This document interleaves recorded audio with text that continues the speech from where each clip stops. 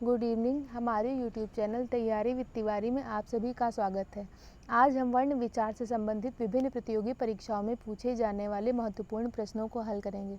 अगर आपने हमारी इसके पहले की वर्ण विचार की 2 वीडियोज़ नहीं देखी हैं तो पहले जाकर आप उन्हें देख लें। इससे आप इन प्रश्नों को आसानी से हल कर पाएंगे। तो आइए शुरू करते हैं। पहला क्वेश्चन है, किस क्रमांक में अंतस्थ व्यंजन है? पहला ऑप्शन है गा, घा, दूसरा है दा, धा, तीसरा है डा, ढा और चौथा है या, वा। हिंदी वर्णमाला में अंतस्थ व्यंजनों की संख्या 4 है, या, रा, ला और वा। तो इसका राइट आंसर हो जाएगा ऑप्शन नंबर 4, या और वा। नेक्स्ट क्वेश्चन है, किस क्रमांक में मूर्धन्य व्यंजन है?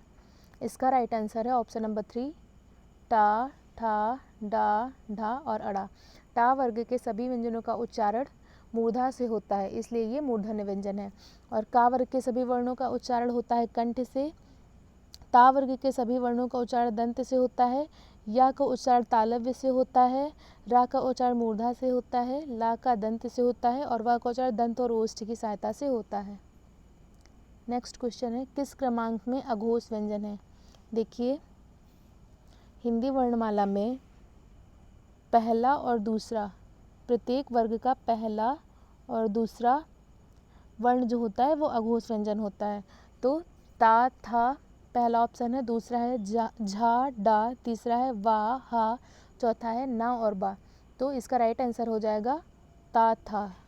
ता पहला है, था दूसरा है। नेक्स्ट क्वेश्चन है, छ, त्रा, ज्ञा है, क्या है? पहला ऑप्शन है मूल स्वर, दूसरा है संयुक्त स्वर, तीसरा है अनुस्वार, चौथा है संयुक्त व्यंजन। तो इसका राइट आंसर है संयुक्त व्यंजन।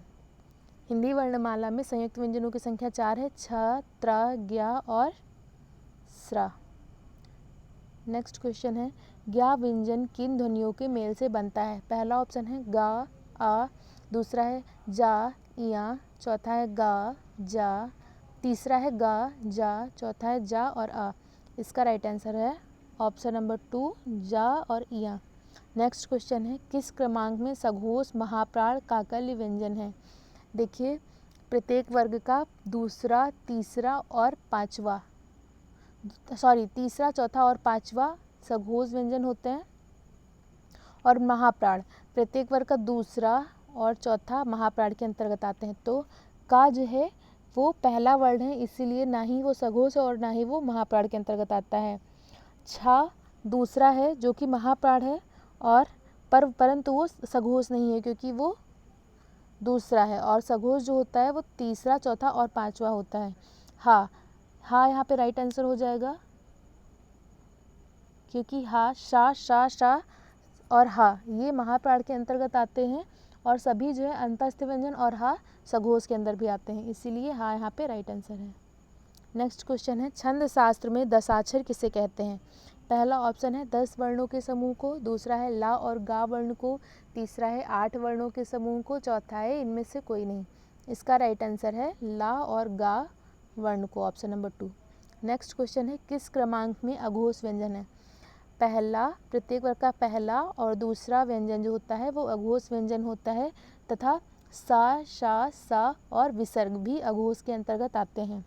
तो या और रा ये यहाँ पे अघोष व्यंजन नहीं होगा क्योंकि सभी अंतस्थ व्यंजन जो है वो सघोष के अंतर्गत आते हैं। तो या, रा, लावा तो नहीं होगा, इसलिए ये सेकेंड वाला भी गलत हो जाएगा।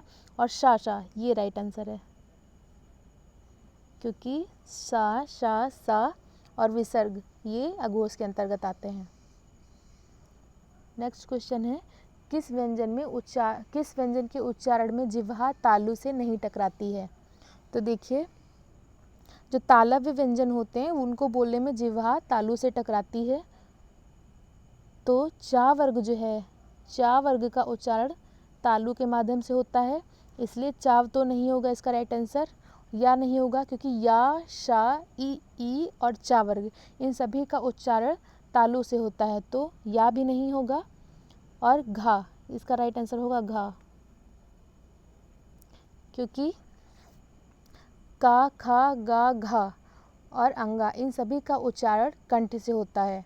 का वर्ग के सभी वर्णों का उच्चारण कंठ से होता है, इसीलिए घा को बोलने में जिह्वा तालु से नहीं टकराती है। नेक्स्ट क्वेश्चन है, किस क्रम में अंतस्थ वर्ण नहीं है? हिंदी वर्णमाला में अंतस्थ व्यंजनों की संख्या 4 है, या, रा, ला और वा। तो इसका राइट आंसर हो जाएगा हा, क्योंकि हा अंतस्थ वर्ण नहीं है। नेक्स्ट क्वेश्चन है, निम्न में अल्पप्राण व्यंजन कौन सा है? देखिए, जिन व्यंजनों को बोलने में प्राण वायु मुख से कम मात्रा में बाहर आती है वो अल्पप्राण के अंतर्गत आते हैं। प्रत्येक वर्ग का पहला, तीसरा और पांचवा अल्पप्राण होते हैं, दूसरा और चौथा महाप्राण होते हैं।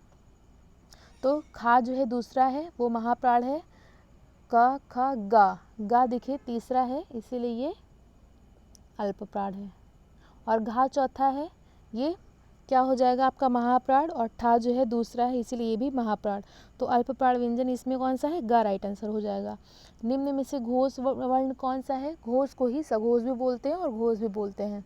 प्रत्येक वर्ग का तीसरा, चौथा और पांचवा ये घोष के अंतर्गत आते हैं, तथा सभी अंतस्थ व्यंजन या, रा, ला, वा आते हैं तथा हा आता है।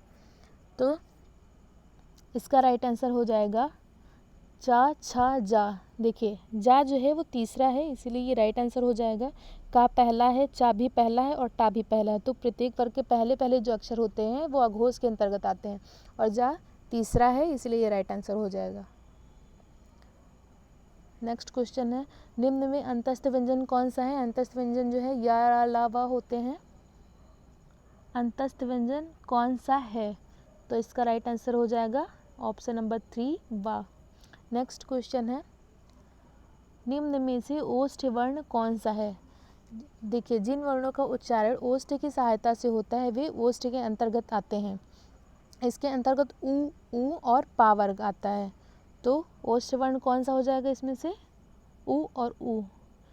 आ और आ का उच्चारण होता है कंठ से और ई का उच्चारण होता है तालु से।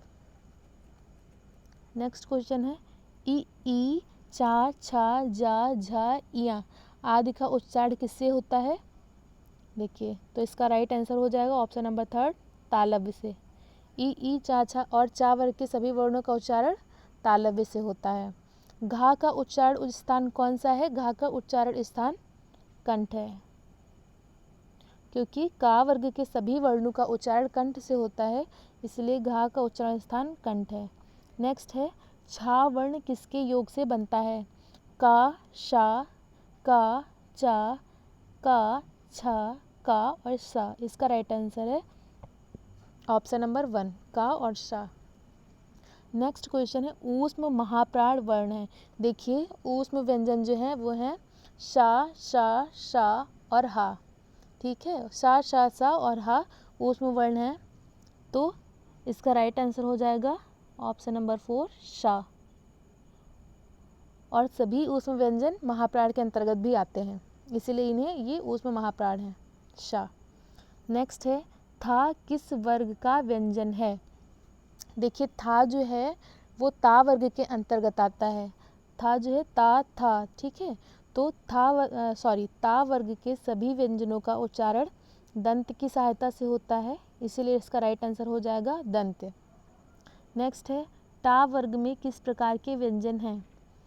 कंठ, तालव्य, मूर्धन्य, दंत। तो इसका राइट आंसर हो जाएगा मूर्धन्य। कंठ के अंतर्गत का वर्ग आता है, तालव्य के अंतर्गत चा वर्ग आता है, टा जो है वो मूर्धन्य के अंतर्गत आता है और ता वर्ग दंत के अंतर्गत आता है। नेक्स्ट क्वेश्चन है, अर्धस्वर है या, वा, दूसरा है ई, ऊ, तीसरा है स्र और शा, चौथा है री और री। तो इसका राइट आंसर है ऑप्शन नंबर 1 या और वा। नेक्स्ट क्वेश्चन है, अंगा का उच्चारण स्थान होता है। तो इसका राइट आंसर है नासिक्य। देखिए प्रत्येक वर्ग का पंचमा अक्षर जो होता है, जैसे का, खा, गा, घा के बाद अंगा, चा, छा, जा, झा के बाद इया, टा, ठा, डा के बाद अड़ा। तो इस तरह सभी वर्गों के जो पंचमा अक्षर होते हैं उन सभी का उच्चारण स्थान नासिक्य होता है।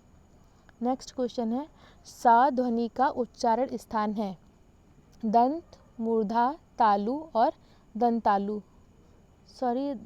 दंतालु। इसका राइट आंसर है तालव्य। ऑप्शन नंबर 3 ये गलत है। ऑप्शन नंबर 3 इसका राइट आंसर है। सा का उच्चारण जो है वो तालु के माध्यम से होता है। निम्न में से ऊष्म व्यंजन कौन सा है? ऊष्म व्यंजन कौन से हैं? ऊष्म व्यंजन देखिए 4 हैं, शा, शा, सा और हा। तो इसका पहला ऑप्शन गलत हो जाएगा, चा, छा, जा, दूसरा राइट है, शा, शा, शा। तीसरा आ, बा, सा भी गलत है और शा, या, शा, सा ये भी गलत है। नेक्स्ट है, निम्न में से कौन सा संयुक्त व्यंजन नहीं है? त्रा, या, शा और गा। तो इसका राइट आंसर है ऑप्शन नंबर 2 या। ये संयुक्त व्यंजन नहीं है, ये अंतस्थ व्यंजन है। अगर आपको हमारी वीडियो पसंद आई हो तो इसे लाइक, सब्सक्राइब और शेयर करना ना भूलें। Thanks for watching.